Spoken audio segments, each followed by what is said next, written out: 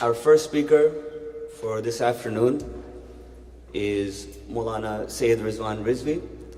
Before I bring him up here, Moulana started his religious studies in Chicago, Illinois, under the guidance of Hujjatul Islam, Moulana Amir Mukhtar Faezi at the Imam Ali Seminary. After that, he attended the Islamic Seminary in Qum in 2000 and studied under some of the best and renowned theologians of Hawzah. And after completing general coursework in Arabic literature, jurisprudence, Qur'ānic analysis, and principles of Uṣūl, Kalām and Manṭiq, Moulana received bachelor's in theology and philosophy. And following his studies in Qum, he traveled to Damascus and enrolled at Damascus University, university's Arabic Language Institute. And he has traveled throughout the United States and lectured at various Islamic centers. On a personal note, we are happy to have him here, not only as the resident alim, but Moulana has also taken part in counseling many of the youths of this community, helping them with struggles and challenges that they face, especially in this country. And we are very happy to have him here. So without further ado, please help me give a very warm welcome to Moulana Rizwan Rizvi.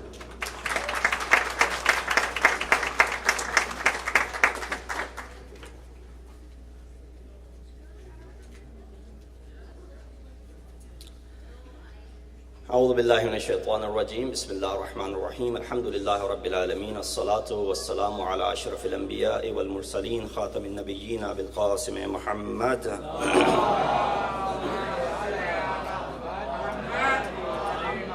وأهل بيته الطيبين الطاهرين المعصومين الذين أذهب الله عنهم الرجس وطهرهم تطهيرا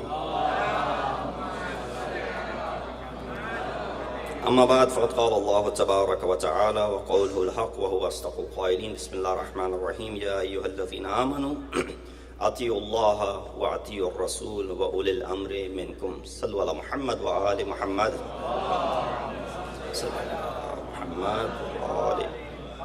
السلام عليكم ورحمة الله وبركاته.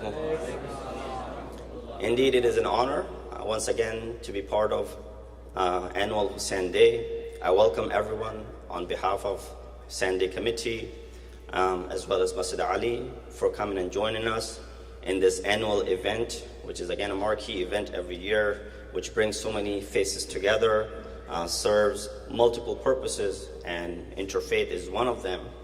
So once again, welcome everyone. Inshallah, this initial discussion, and you will get to listen to the esteemed scholars who are amongst us, as I'm always here and you guys are listening to me, that the verse that I recited from chapter 4, verse number 59, is a verse that you have heard many times, in which Allah subhanahu wa ta'ala addresses the faithful by saying that obey God and obey the Prophet and obey those vested with authority among you.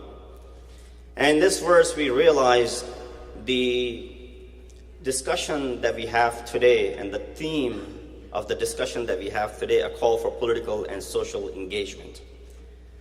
That how it is a notion that has become, whenever the month of Muharram starts and when we commemorate the greatest tragedy, at least in the Islamic history, if not in the world, we start with our cultural way of commemoration.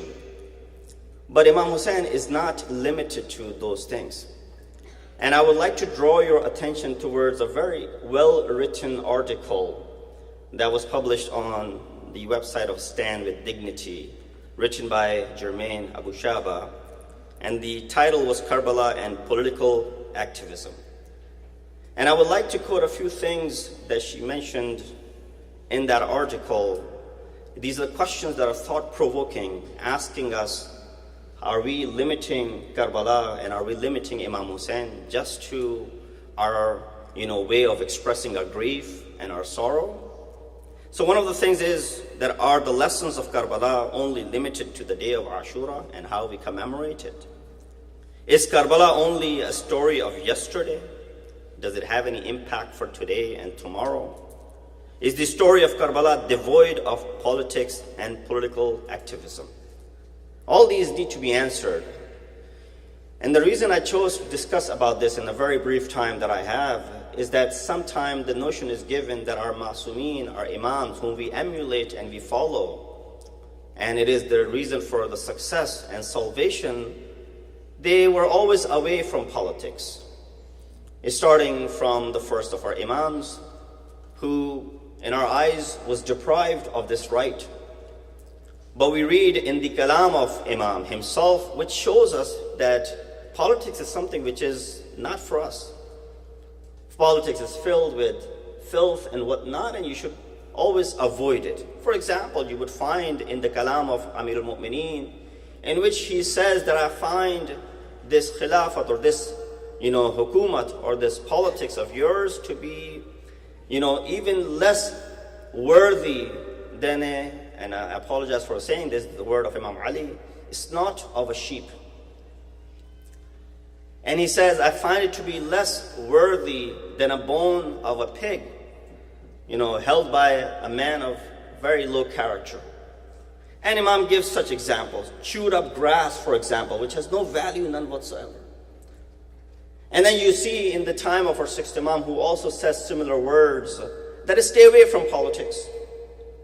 Sometimes people derive these things and take these words of Ma'sumeen out of context, saying that we should always stay away from politics of every sort or any sort. And that is not the message that Imam is given over here. Rather, Imam's perception over here is the politics which was being played at that time. The politics of the Umayyads, the politics of the Abbasids. That is the politics that Imam is telling you to stay away from, because if that was not the case, then why would we find a change in the other Imams' way of dealing with these people?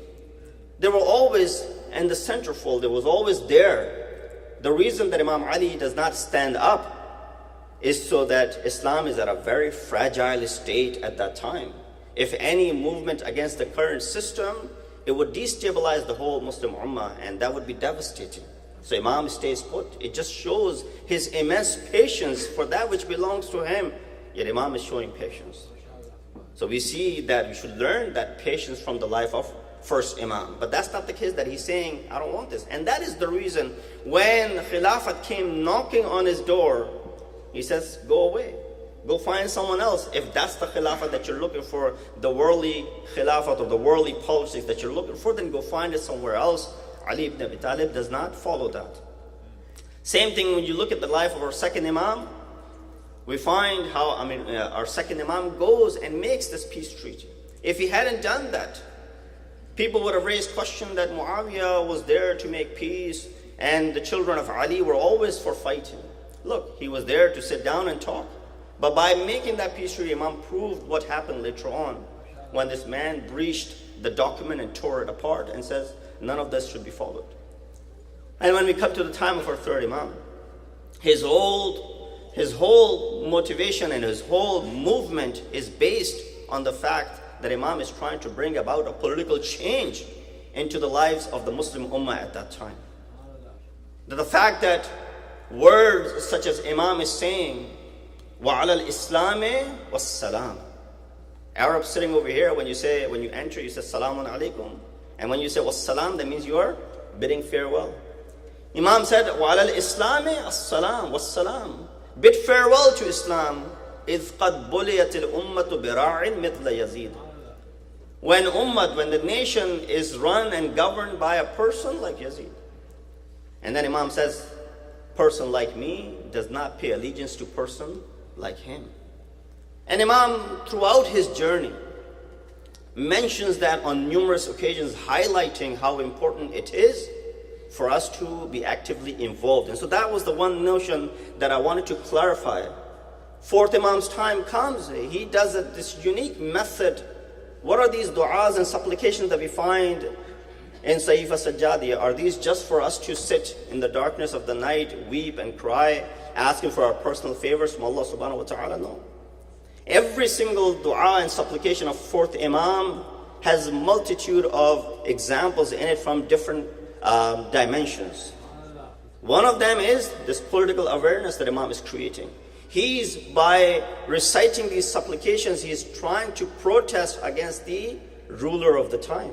All of this could be found in the Kalām of our fourth Imam. And then when you look at the time of our 7th Imam, by allowing one of his companions, Ali ibn Yaqteen, into the politics of the same Abbasids, how Imam is breaking some of the norms, but there's a reason, there's a betterment that is to be awaited by this move of Imam alayhi salatu wasalam. And then you can study the lives of other Imams as well. But we see over here, what is our duty? What are some of the lessons that we derive from Karbala? Should we just limit Karbala to our practices, to our Imam Bargas, to our Hussainiyas, to our Masajid, and not let this message of Imam Husain out to others? Should we not bring people, because this platform that we have with Hussainiyat, the message which is a global message of Imam Husain, we're able to attract people from all areas and aspects of life. Imam alayhi salatu wasalam on numerous occasions uttered these words. And Imam said, even when he was facing death, that An-nas abidud dunya, that people are servants of the world. وَدِينٌ لَا يَكُنْ عَلَىٰ أَلْسِنْتِهِمْ. And the religion is something which is the stutter of their tongues. Just something which comes out of their tongues. إِذَا مُحِّسُوا بِالْبَلَىٰ قَلَّ الدَّيَّانُ. When they are faced with calamity, only then you see that very few are really religious, or very few are really up to the task. But as long as they're going at ease, nothing is hurting them, nothing is affecting them, they will be fine. So this is the message going away. And when I leave, also a message going away is that we believe in the Imam-e-Ghaib. We believe in the Imam who's in the hiding right now. We believe in this Savior who is yet to make his appearance amongst us. And so what is our duty while he's in this occultation, while he's away? Should we just relax, sit back, and let things roll the way they're rolling? Because it says in the riwayat that the world must be filled with injustice, and Imam will come and remove the injustice. So we'll let the world become as unjust as possible. No. We should all become unjust. No, that's not the case. One unjust could make the whole world be filled with injustice. So that's not what these riwayat are saying. Rather, what it is saying to us, that you still continue to fight to remove this tyranny and to remove this oppression from the world. Remove these tyrannical rulers, step up, say things against them. And examples could be found in Karbala. You got weak, you got those women, and you got those people who would not naturally and normally would be taken into a place to fight. But you find them to be as strong as those who were standing on the other side. Even more strong sometimes. And that is the reason Imam planned all of this, or Imam's institution of this Karbala. As Shair has said it very beautifully, he says, Karbala, dar Karbala mi mand agar Zainab nabud. Karbala would have remained in Karbala if it was not for Zainab. It says, Pushte kuh fitneha mi mand agar Zainab nabud. All of this chaos and fitna and these calamities would have remained behind the mountains if it was not for the political activism of Zainab salamullah alayha and Kulthum, how they went ahead talking about the oppression that was given to Imam Husain and his family. We ask Allah subhanahu wa ta'ala to give us the ability and tawfiq and the strength to play an active role, whatever it is, as far as the civic duty is concerned. Elections are upon us. Make sure that you utilize the civic duty of yours. Make use of it. Make efforts to, you can still go out right now. You don't have to wait till that day. But make sure that you utilize it properly so that your voices are heard. Don't discount them. Don't take that for granted. Thank you very much. Assalamu alaikum wa rahmatullahi wa barakatuh.